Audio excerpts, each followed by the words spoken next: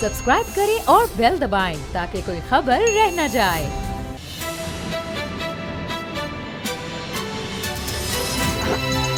अब पता चला।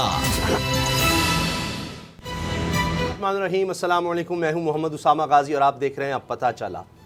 इमरान खान साहब को भी लगता है कि अब पता चल रहा है कि उन्होंने कैसे कैसे खिलाड़ी चुन लिए हैं, क्योंकि एक दूसरे के खिलाफ ही बयानबाजी जारी है। फयाजुल हसन चौहान साहब ने भी आड़े हाथों लिया फवाद चौधरी को और उन्होंने कहा है, वैसे तो कई जुमले ऐसे कह दिए जो मैं दोहरा भी नहीं सकता, मुझे बहुत मुश्किल लगता है।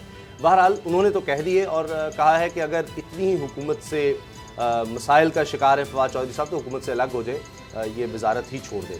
इमरान खान साहब परेशान नज़र आ रहे हैं। उन्होंने पार्टी तर्जुमान का इजलास भी बुला लिया है कि किस तरह की बयानबाजी हो रही है, क्या किया जा रहा है कि काबीना में ही लड़ाई झगड़े शुरू हो गए हैं। इसी पर हम बात करेंगे। हमारे साथ हैं आरिफ मीर भट्टी साहब, आज हमारे खुसूसी तौर पर मेहमान हमें ज्वाइन करें, और असद करल साहब, बाबर डोगर साहब मेरे साथ ही हैं।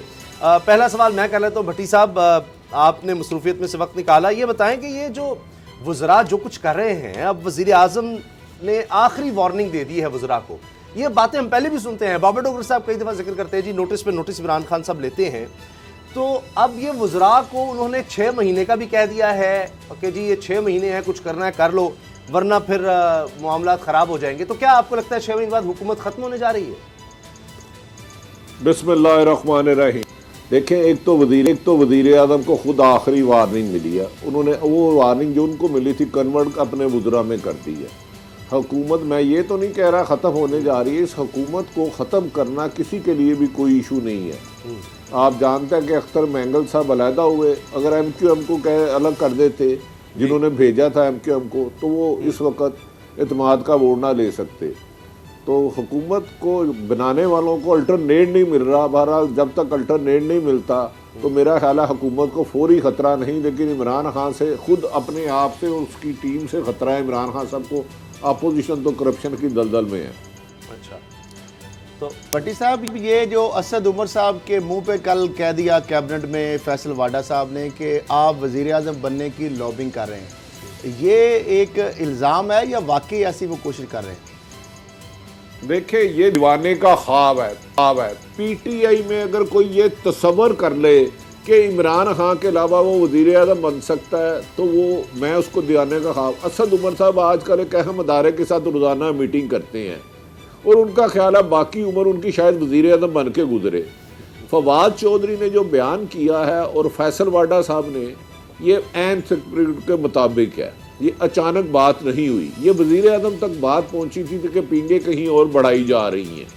मैं आपको ये बात पूरी जिम्मेदारी से कह रहा हूँ कि वज़ीर आज़म को बात पहुंची थी कि कोई और साहब जब जाते हैं, एक नई कमेटी सी बनी है, उसमें कहते हैं मैं क्या, वो कहते हैं जी आप ब्रीफिंग तो बड़ी अच्छी दे रहे हैं, रिज़ल्ट क्यों नहीं आ रहे? तो वो कहते थे जी वो टीम दरअसल ठीक नहीं है, ऊपर से PM साहब अपनी मर्जी करते हैं।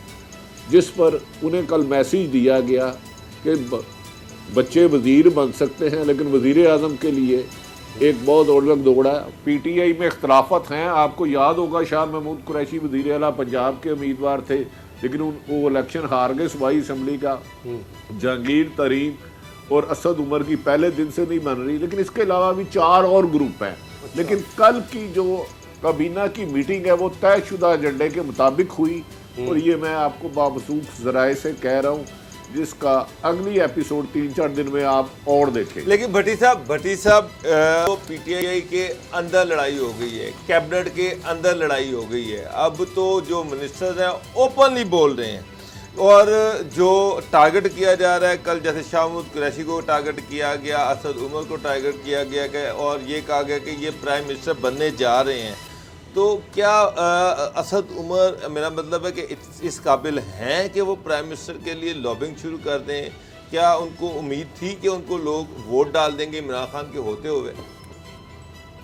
देखिए, आपको याद होगा बाबर डोगर साहब आप साहिब इल्म हैं।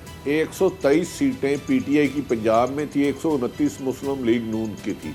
राना सनाउल्लाह 12 MPA के साथ सौदेबाजी कर चुके थे, डील हो चुकी थी, ब्रीफ केस तब्दील हो चुके थे। अचानक डीलें वापस करनी पड़ी। तो हुकूमत जिसने बनवाई है, जब तक वो चाहेंगे, मैं कह रहा हूँ इमरान खान साहब को अपोजिशन से 1% ख़तरा नहीं। हाँ, वो खुद डिलीवर नहीं कर पा रहे, उन्हें 2-3 दफ़ा आला सतही मीटिंग में कहा गया कि खुदारा अपनी टीम चेंज करें, आप डिलीवर करें। इकॉनमी की बुरी हाल है, हम डिफ़ॉल्ट की तरफ जा रहे हैं। इस तरह मुल्क चलाना, पहले लोग आपको बुरा भला कहते थे, अब हमारे तक आवाज़ें आ रही हैं। तो मेरा ख्याल है इमरान खान साहब को अगर कोई ख़तरा है तो अपनी कारकर्दगी से ख़तरा है, अपनी नाहल टीम से ख़तरा है।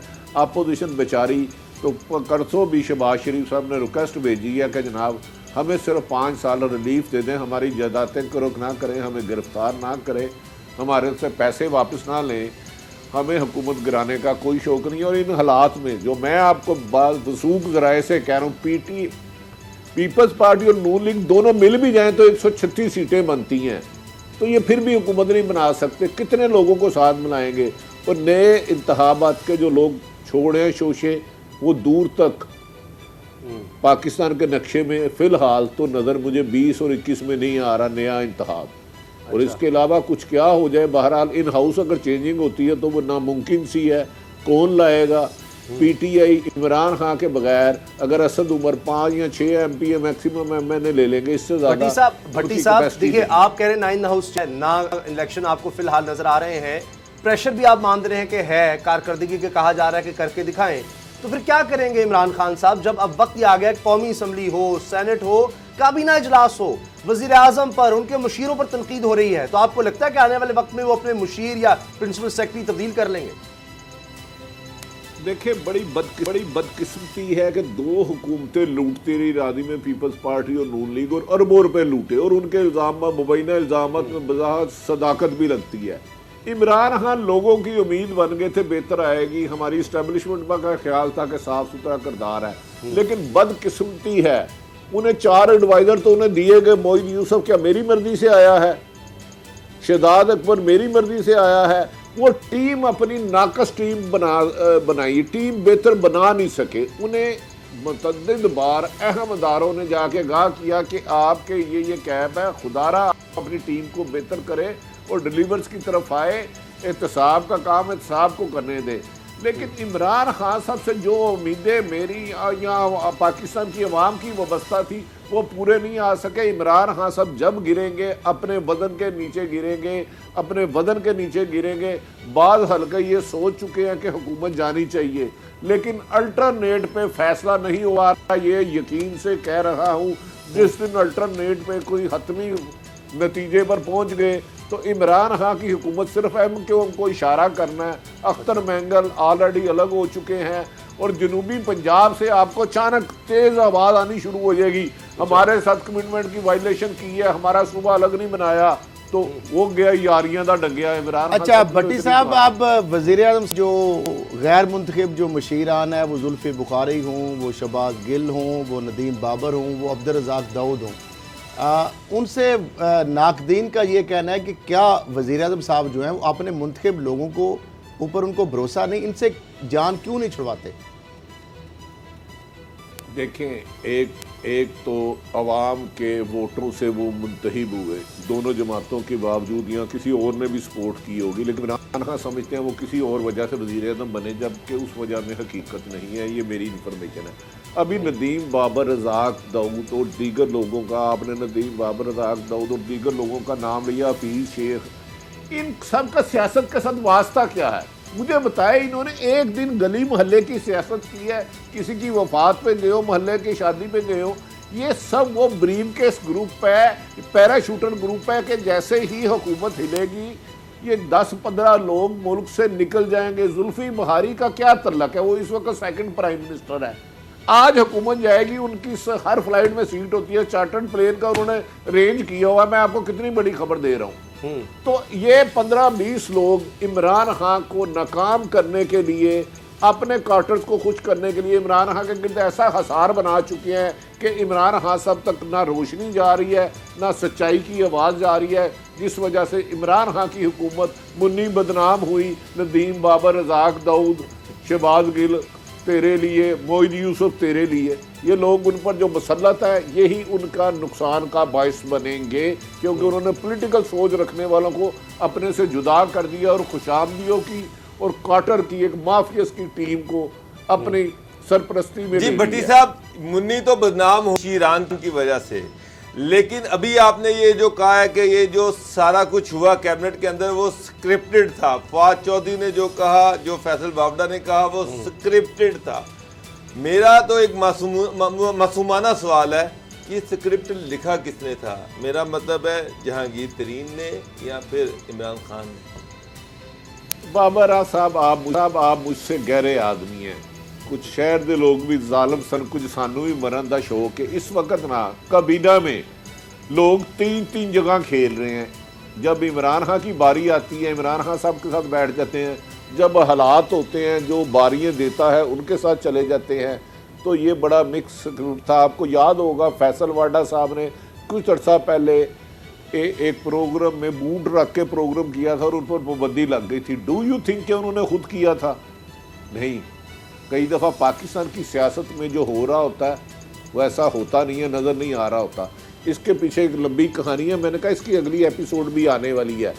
कल फिर वो इमरान खान साहब ने खुद फवाद चौधरी को फ़ोन करके कहा कि यार 1-2 दिन टॉक शो में जाने से गुरेज करें, ज़रा इस बात को ठंडा होने दे, जो मकसद था वो पूरा हो गया।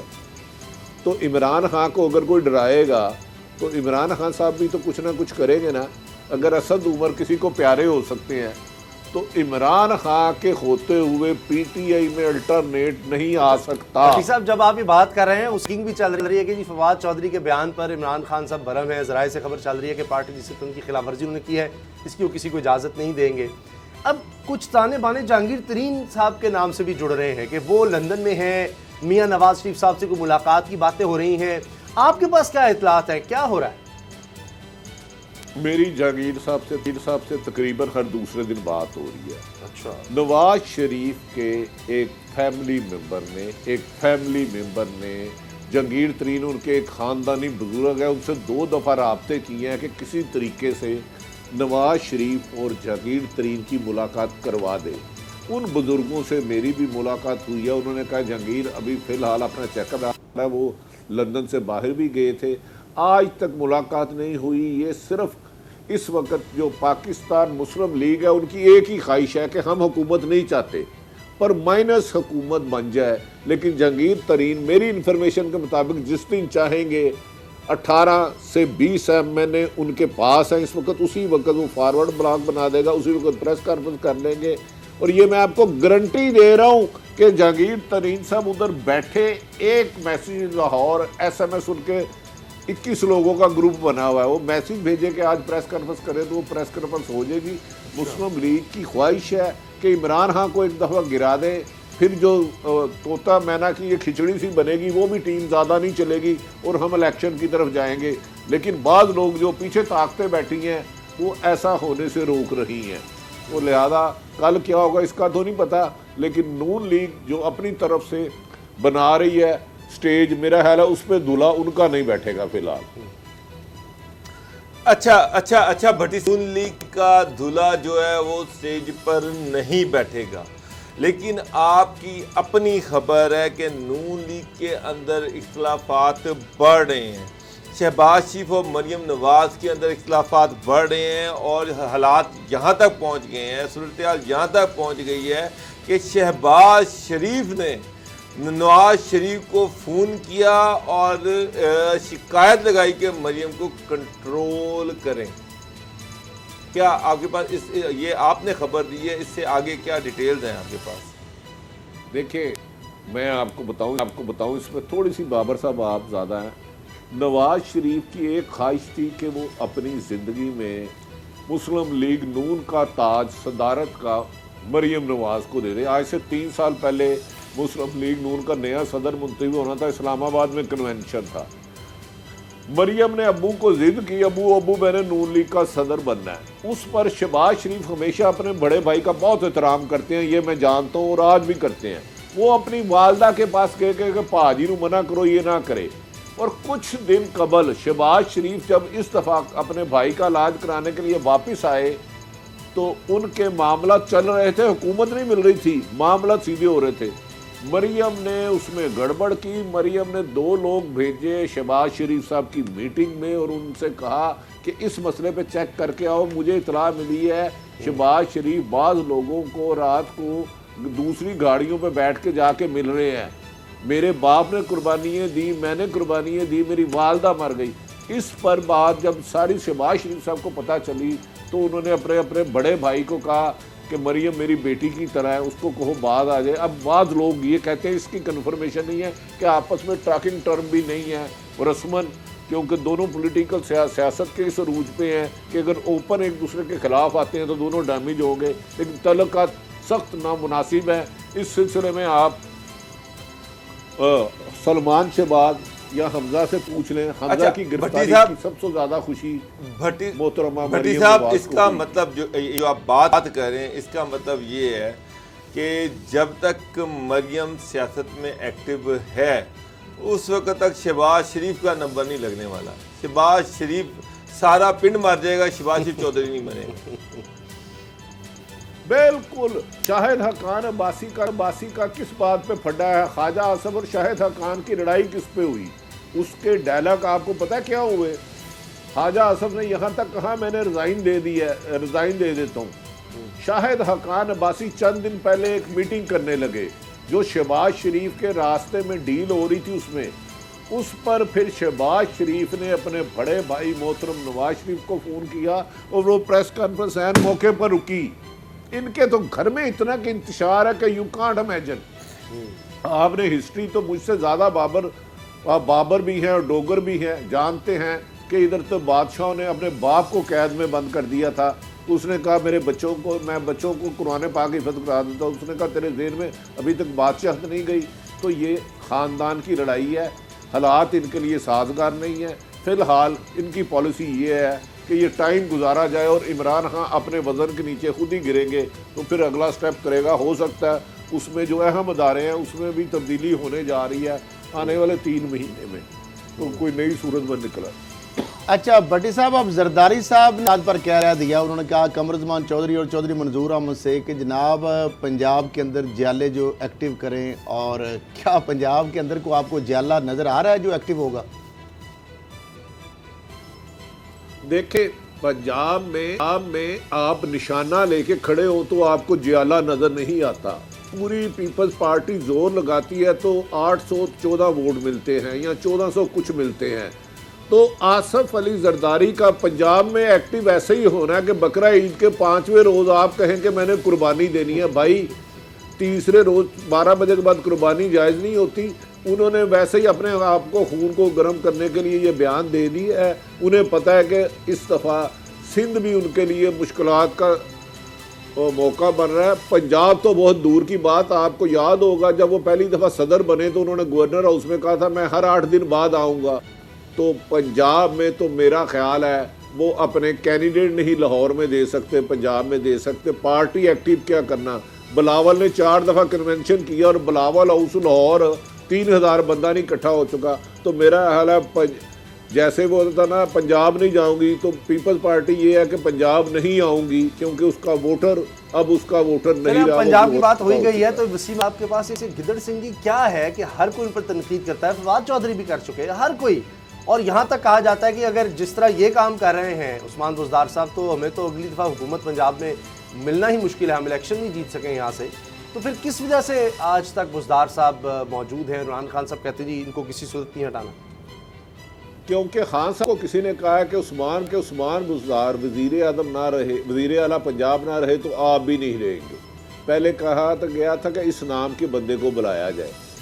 वो तो ये दरअसल कुछ पे तोता की तो किस्मत का हाल तोता दिखाता है ना, कार्ड इसका निकल आया है। तो जब तक मेरा ख्याल है अहम हलके इमरान खान साहब को बता चुके हैं कि इन्हें चेंज करें, लेकिन उनके बहुत ही करीब किसी ने कह दिया है कि जब तक उस्मान बुज़दार वज़ीर आला पंजाब है आप वज़ीर आज़म रहेंगे। आपने इनको हिलाया तो वो दरअसल उस्मान बुज़दार को नहीं बचा रहे। जिस किसी दोस्त ने उन्हें गलत कहा है वो ये समझ रहे हैं, हालांकि जितना नुकसान पंजाब में पीटीआई का हुआ है माजी में इतने कोई जमात इतना जल्दी नीचे बहुत शुक्रिया, बहुत नहीं बहुत गिरी। शुक्रिया आरिफ मीर भट्टी साहब, आपने वक्त दिया। असद करल साहब, जिस तरह भट्टी साहब भी बात कर रहे थे, ये अभी अब ब्रेकिंग न्यूज़ जो चल रही है कि पार्टी डिसिप्लिन पर अमल दरामद तमाम अरकान की जिम्मेदारी है, आइंदा कोई पार्टी डिसिप्लिन की खिलाफ वर्जी ना करे। वो बरहम नज़र आ रहे हैं कि ये फवाद चौधरी ने ये बयान दे दिया। आप क्या कहते हैं? अब ये इमरान खान साहब ने इसका सख्त नोटिस ले लिया, आइंदा अब इस तरह का कोई बयान सामने नहीं आएगा? क्योंकि फैसल वाडा साहब भी इस तरह कई दिन उनको कहा कि अच्छा तुम टीवी पर ना जाओ, लेकिन मामला इस दफा ये मामला है और कि है, जो इस दफा पार्टी के अंदर की बात मेरा ख्याल है पहले कभी इस तरह नहीं हुई। फैसल वाडा साहब ने जो जारहाना बात की कल कैबिनेट मीटिंग के अंदर, उनके पीछे किसी का हाथ था और उससे आपको अंदाज़ा भी हुआ कि उनको इमरान खान साहब एक साइड पे कमरे पे ले गए, उन्होंने कहा कि आप रिलैक्स हो। उसके बाद आज अब से कुछ देर पहले शाह महमूद कुरैशी साहब और असद उमर साहब भी पहुंचे हैं वज़ीर आज़म के पास अपनी वजाहतें देने के लिए, क्योंकि फैसल वाडा ने कल ये लगाया था इल्ज़ाम उनके मुंह के ऊपर कि जनाब वज़ीर आज़म और डिप्टी वज़ीर आज़म लॉबिंग कर रहे हैं। फिर फैसल वाडा की सदर मुल्कत से भी बात हुई, वहाँ पर भी उन्होंने बात की।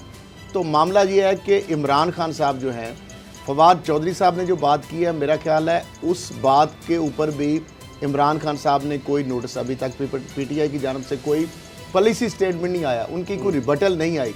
यानी इससे साबित ये होता है कि बहुत सारे उनके जो इल्ज़ामात हैं या जो उनकी बातें हैं उसको पार्टी ने ऑन किया है। और उसके बाद असद उमर साहब ने कहा वज़ीर आज़म से कि जी आप इंटरवीन करें, ये जो बातें फवाद चौधरी ने कही हैं क्या ये दुरुस्त हैं? आप बताएं कि मैं क्या कभी मैंने हटवाया जहांगीर तरीन को, मैंने उसके खिलाफ कोई लॉबिंग की, आप आज बताएं।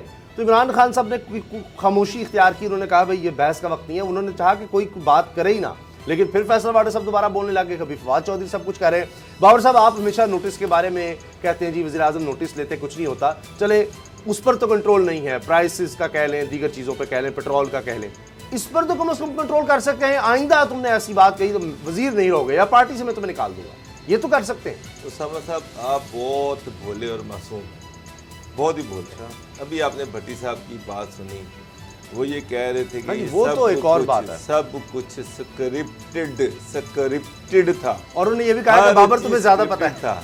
और कल जब फवाद चौधरी बोल रहे थे तो इमरान खान साहब ने उसे कहा कि आप बड़े प्यारे आदमी हैं, बड़े समझदार हैं, लाइक हैं, पार्टी पे आपको नहीं तो ये जो आज बात हो रही है वज़ीर आज़म ने तंबीह किया कि देख लेना सर आप देखें ना ब्रेकिंग चल रही है। वो मैंने पढ़ ली है, मैं उर्दू पढ़ लेना सर। मैं वो सर वो उन्होंने उनको झाड़ा नहीं। फवाद चौधरी ने कहा जी मैं अपने एक एक लफ्ज पर कायम हूँ, ये सामने बैठा है असद उमर, ये सामने बैठा शाह महमूद कुरैशी, ये आपके खिलाफ साजिशें कर रहे हैं। फैसल वाडा ने कहा जी ये आपका इमरान खान साहब, हम किसी साजिश को नहीं कामयाब होने देंगे आपके खिलाफ, ये दोनों साजिशें कर रहे हैं, इनसे पूछें आप। तो इसका मतलब तो ये है फवाद चौधरी साहब ने उनका हाथ पकड़ा और साथ साहब वाले कमरे में ले गए, उनसे कहा कि बेटा कोई बात नहीं, ठंडे हो जाओ, अब जो तूने कहना था कह दिया, अब सुकून कर लो। और फवाद चौधरी से कहा कि यार अब ज़्यादा एहतियात करें, अब ज़्यादा मीडिया पे नहीं आपने आना। आज वो दोनों आए हैं, रोए हैं, पीटे हैं, ज़ाहिर बात है उनको पार्टी में शाह महमूद कुरैशी की एक अहमियत है, असद उमर है, उनको पार्टी से निकालना तो नहीं है, उनको भी साथ लेके चलना है। तो इमरान खान ने उनको भी धमकी दी कि तुम टेंशन ना लो, मैं उनको भी निबड़ लेता हूँ। और ये तो कल ही कह दिया था कि आइंदा टीवी पे आपने नहीं आना, ये तो कल ही फवाद चौधरी जो था कल उसने खुद मेरे सामने 3-4 टीवी चैनल जो हैं उनको इनकार कर दिया जी, खान साहब ने मना किया कि आपने टीवी चैनल पर नहीं आना। फयाजुल हसन चौहान ने कल ये मामला दब जाएगा, ये कह लें एक दूसरे के खिलाफ बातें कह लें, या जो आप कह रहे स्क्रिप्टेड था वो मामला हल हो गया, जो खत्म हो गई सर, जिसको डोज देनी थी दे दी। चलें ब्रेक में लेते हैं जी, ब्रेक के बाद बात करेंगे ख्वाजा आसिफ साहब की, अब नैब का बुलावा उनको फिर आ गया है, क्या बनेगा ब्रेक के बाद।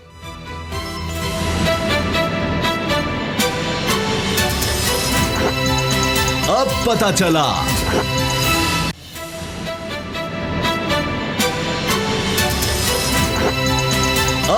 चला मुस्लिम लीग नून के एक और रहनुमा को अब परवाना चला गया है और 26 जून को सुबह 11 बजे तलब कर लिया गया है। ख्वाजा आसिफ को नैब ने तलब कर लिया है और इल्ज़ाम ये है कि उन्होंने कैंट में हाउसिंग सोसाइटी है और उसमें उन्होंने ज़मीन ज़्यादा बेच दी, अब कितनी मौजूद नहीं थी, इतनी वहाँ पर ज़मीन ही नहीं थी, उससे ज़्यादा उन्होंने बेच दी।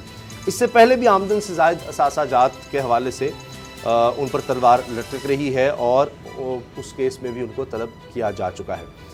असद खरल साहब, आज ख्वाजा साद रफ़ीक साहब का एक बयान जो है ना बड़ा दिलचस्प रहा। उन्होंने कहा कि ये हुकूमत इसने ज़्यादा तवज्जो हम पर रखी अपोजिशन पर, या अपोजिशन से लड़ने पर ज़्यादा काम किया, मसाइल को ख़त्म करने पर नहीं। मसाइल से नहीं लड़े या अपोजिशन से लड़ते रहे, कहीं वो मामला तो नहीं है कि ये नैब नून लीग के हमें नाम सामने आ जाते हैं, ये केस आपको कोई मजबूत नज़र आता है इसमें कोई रिकवरी नजर आती है, या बस ये एक और केस बना दिया देखिए, कि चलिए? ख्वाजा साद रफीक ने आज और भी बहुत अहम बातें की। एक तो उन्होंने ये कहा, ख्वाजा आसिफ के हवाले से उन्होंने आज बात की थी कि उनका एक करके सारे जो रहनुमा अपोजिशन के उनको जेल में भेजेंगे इमरान खान साहब, और अभी ख्वाजा आसिफ जो है उनका नंबर लगा है।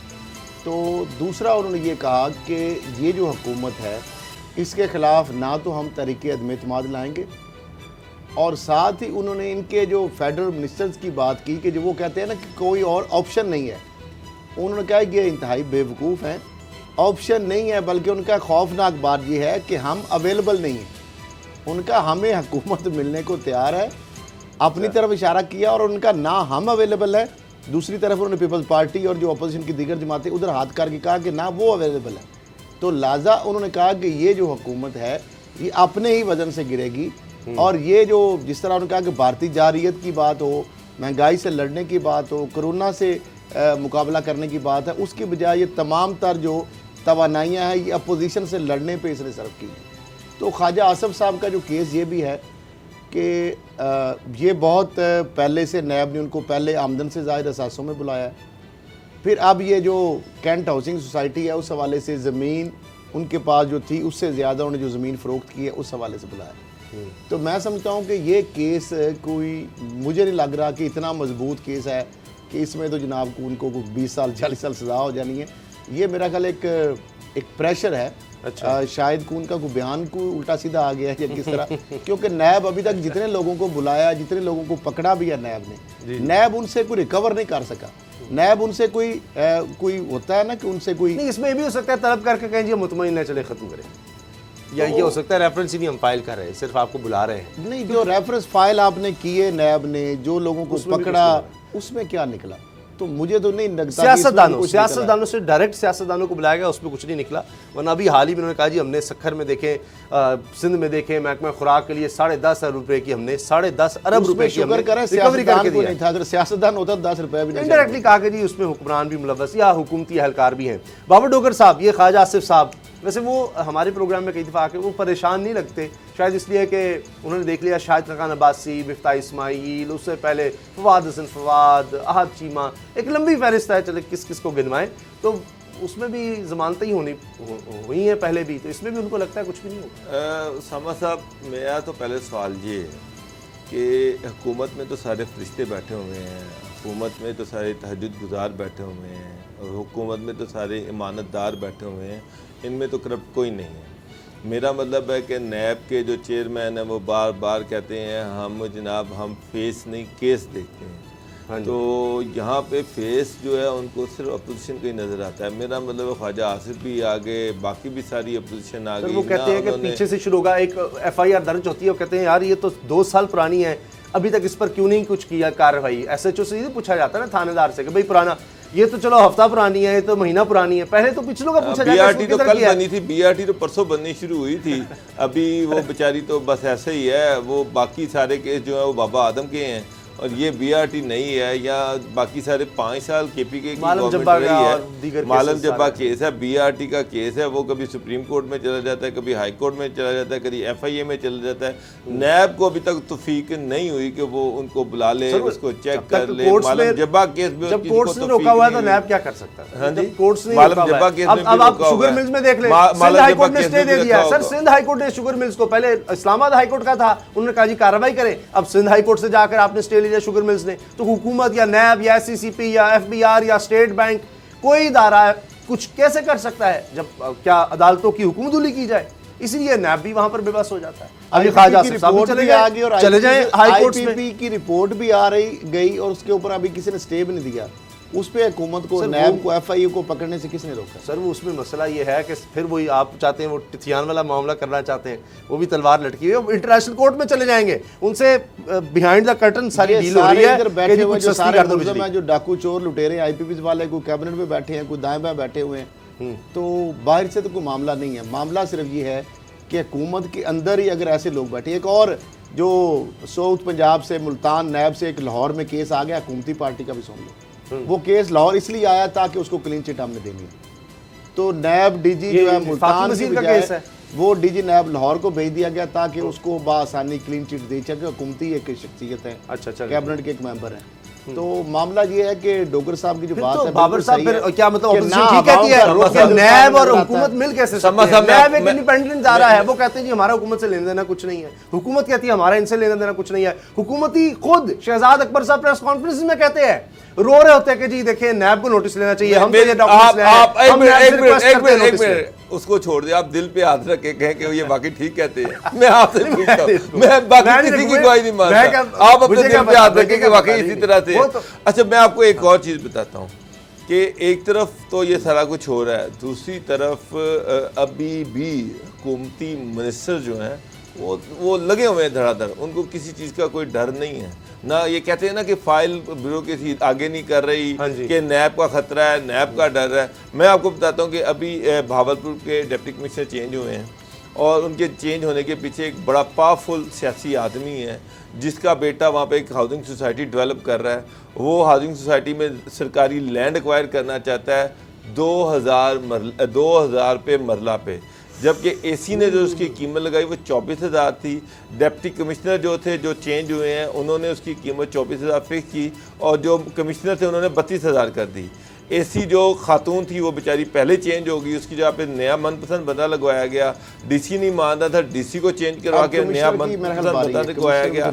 अब 30 जून को कमिश्नर की बारी है, कमिश्नर भावलपुर की बारी। वो यानी अब वो मिलेगा। 2000 की सरकारी जमीन इनको लिखकर वो दे देगा जमीन तो वो फिर रहेगा। वो जमीन वरना वो भी गया। जो कि 32 से 35,000 पे मरला है वो 2,000 पे में ली जा रही है और उसके पीछे बहावलपुर की एक स्ट्रॉन्ग पॉलिटिकल पर्सनालिटी जो है ना वो उसके पीछे खड़ी है जिसका बेटा ये लैंड एक्वायर कर रहा है।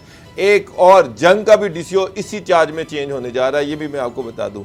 इस्लामाबाद में एक बहुत ताकतवर मशीर है, वो इस कोरोना में इस सारे इशू पर जब 1962 में इस्लामाबाद बना तो जो लैंड एक्वायर की गई जिन लोगों से, वो पुराने क्लेम जिनके बदले में लोग अपनी ज़मीनें ले चुके हैं वो निकाल कर इस्लामाबाद के इतराफ़ में ज़मीनें ले रहा है। एक तगड़ा मशीर। तो समा साहब जो नहीं, तो ये रिपोर्ट्स नहीं जाती। लोग तो नहीं, वो वज़ीर आज़म की उनको तो रिपोर्ट्स नैब नहीं का जाती। कोई डर ही नहीं है, कोई खौफ ही नहीं है। वो तो करोड़ों रुपए अरबों रुपया बनाई जा रहे हैं। मैं आपको कह रहा हूँ कि आपके सामने यहाँ पर डीसी चेंज हो गया, वहाँ पर एसी चेंज हो गया, कश्मीर कमिश्नर चेंज होने जा रहा है, इसलिए कि 40,000 की जो ज़मीन थी वो 2,000 रुपये में ख़रीदा चाह रहा है कोई।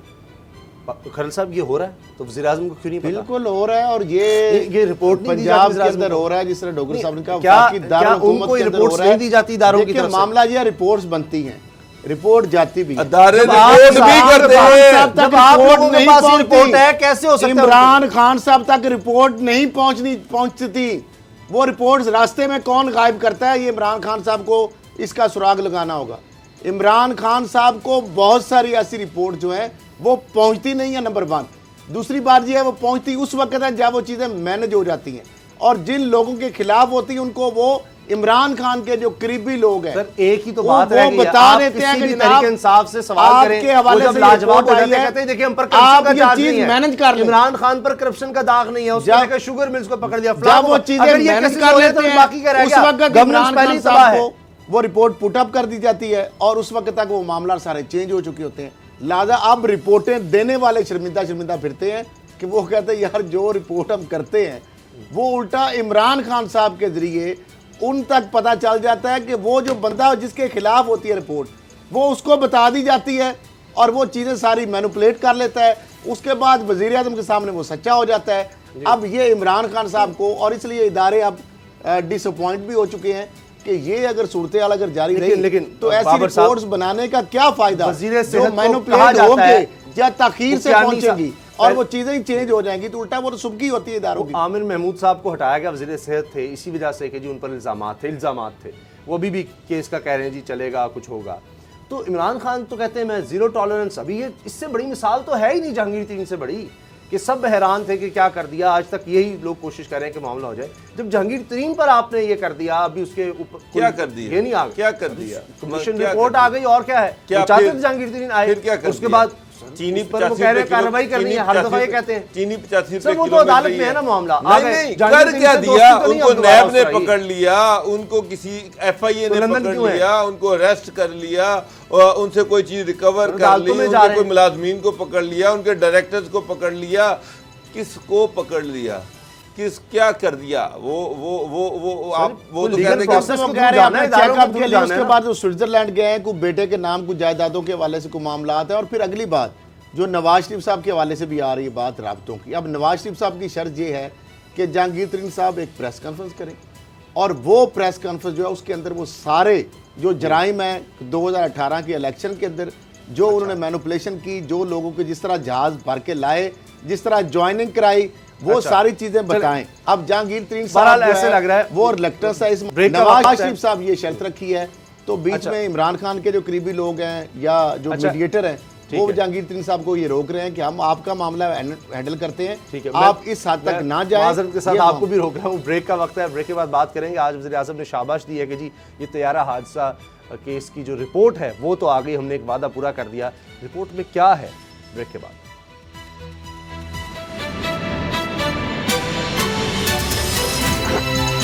अब पता चला।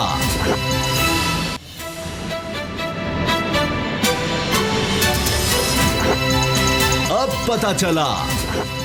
पीआईए तैयारा हादसे की रिपोर्ट पेश की है, अबूरी रिपोर्ट इसको कहा जा रहा है और इस पर हुकूमत बड़ी खुश है। इमरान खान साहब बड़े मुतमईन है कि उन्होंने वादा किया था, हिदायत दी थी, वज़ीर हवाबाजी ने भी कहा था जी हम ये रिपोर्ट पेश करेंगे और हमने रिपोर्ट पेश कर दी है। इसमें कहा गया है कि पायलट की गलती थी, को पायलट की गलती थी, वो आखिर तक कोरोना के हवाले से बात करते रहे और जहाज़ पर फ्लाइट पर उनका उस तरह से ध्यान नहीं था।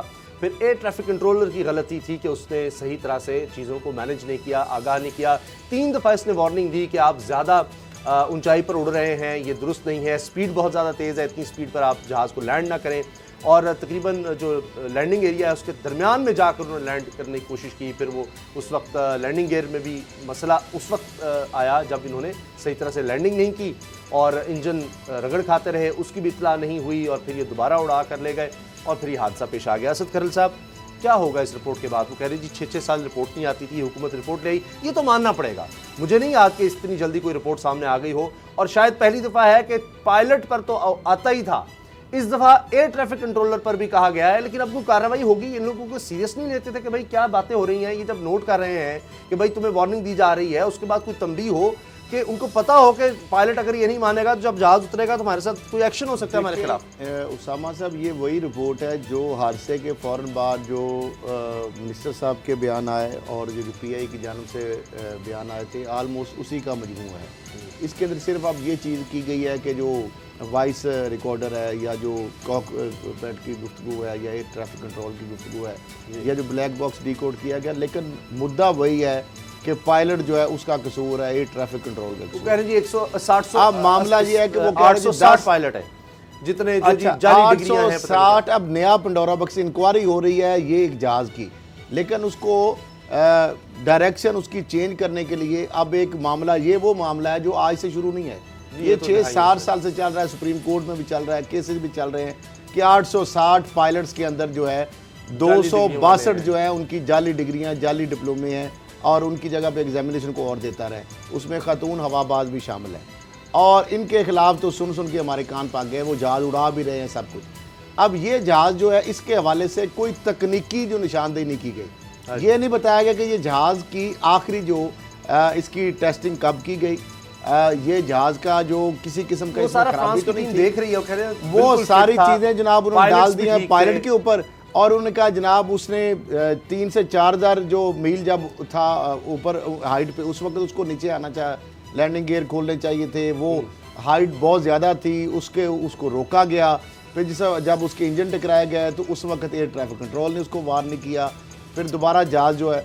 अब मामला ये है कि ये एक उसके बाद एक भोजा आपके एयर की बात हुई, एयर ब्लू की बात हुई, उन्होंने कहा जी उसकी रिपोर्ट्स आई, उसमें भी गलती पायलट की थी। लेकिन जो चित्राल का वाकया उसमें चूंकि मामला तकनीकी नोयत का है खालिस्तान, उसकी रिपोर्ट अभी जारी है, वो नहीं आएगी, वो कभी भी नहीं आएगी। वो बंदा मर गया उसके ऊपर मुद्दा डाल दो और जिसमें इदारा जिम्मेदार है उसकी रिपोर्ट। एक और बात ये खौफनाक सामने आ रही है कि जब ये हादसा हो गया तो एक प्रोसीजर ये है कि उसके बाद ये ट्रैफिक कंट्रोलर से जो भी मामला बैठा है सबको हटा दिया जाएगा, उस वक्त नहीं आएगा। वो उसके बाद शाम तक वहां पर ड्यूटी देते रहे हैं, फिर जहां इंजन ने रगड़ खाई उसके बाद भी पता नहीं 12 घंटे तक वहां फ्लाइट्स उतरती रही हैं, हत्ता के वहां पर इंजन के पुर्जे या उसके निशान जहां थे तो वो रगड़ खाने की वजह से वहां पेंट के निशान भी चीजें थी जिनसे टायर बस्ट हो सकता था। यानी यहाँ कोई उस हादसे के बाद भी किसी को होश नहीं आया। उसामा साहब, जहाँ पे हालात ये हों कि 860 एक्टिव पायलट्स में से 200 पायलट्स ऐसे हैं जिन्होंने वो जो इम्तहान था वो खुद नहीं दिया, अपनी जगह पे किसी को बैठा के इम्तहान दे दिया, जाली लाइसेंस, जाली डिग्रियाँ, और वो जो जॉब के लिए इम्तहानात थे उसकी बेताशा जगह पे किसी भर्तियाँ। और शख्स को बोगस भर्तियाँ की जाएँ।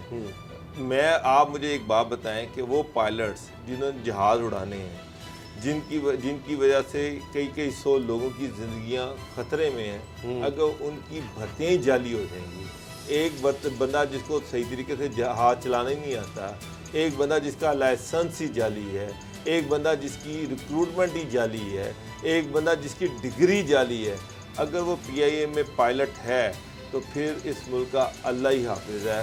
फिर सारी दुनिया में मेरा ख्याल है कि PIA में कोई नहीं बैठता, एयर ट्रैफिक कंट्रोलर PIA में कोई नहीं बैठता। अगर अब ये खान साहब ने कहा जी एक्शन लें, अब ये एक्शन वही नहीं होना चाहिए जो कि महंगाई के खिलाफ होता रहा, जो चीनी के खिलाफ हुआ, जो आटे के खिलाफ हुआ, जो पेट्रोल के खिलाफ हुआ। अभी तो वो खुश हैं कि रिपोर्ट तो आई है। मेरे लिए तो ये बहुत सेंसिटिव मामला है कि 264 ऐसे लोग हैं, अब ये खुद आइडेंटिफाई कर रहे हैं, बता रहे हैं कि उनकी जगह पे किसी और ने इम्तहान दिया, बता रहे हैं कि उनकी डिग्रियां जाली थी, बता रहे हैं कि जनाब वो उनके लाइसेंस जो थे वो सारे जाली थे।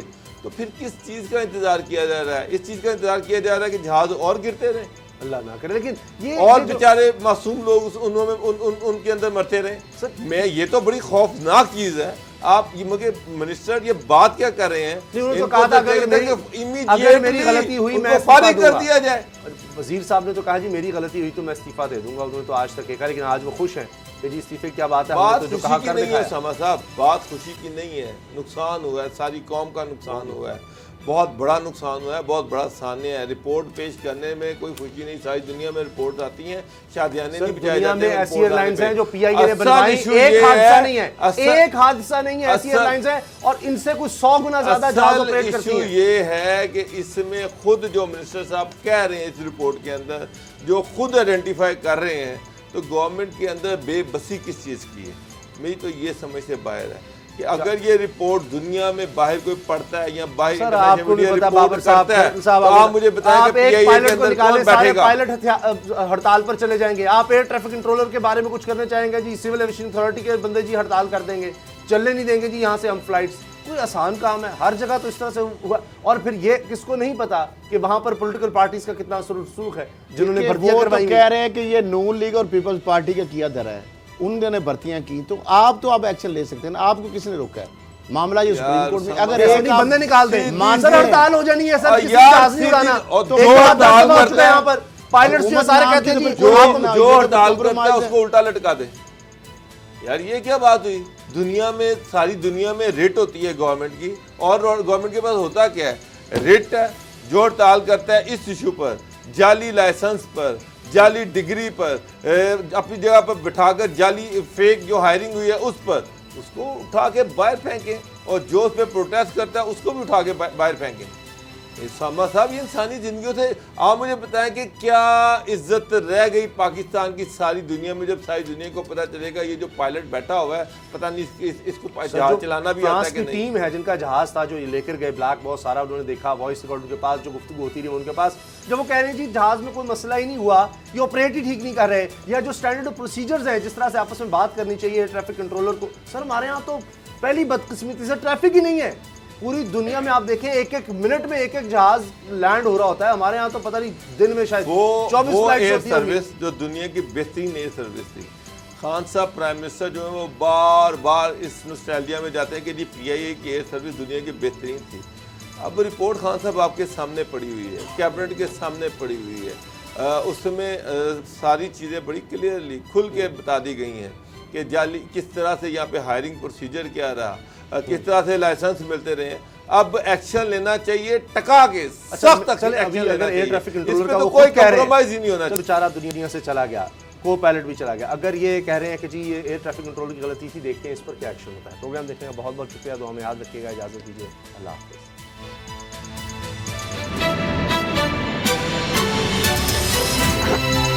अब पता चला सब्सक्राइब करें और बेल दबाएं ताकि कोई खबर रह न जाए।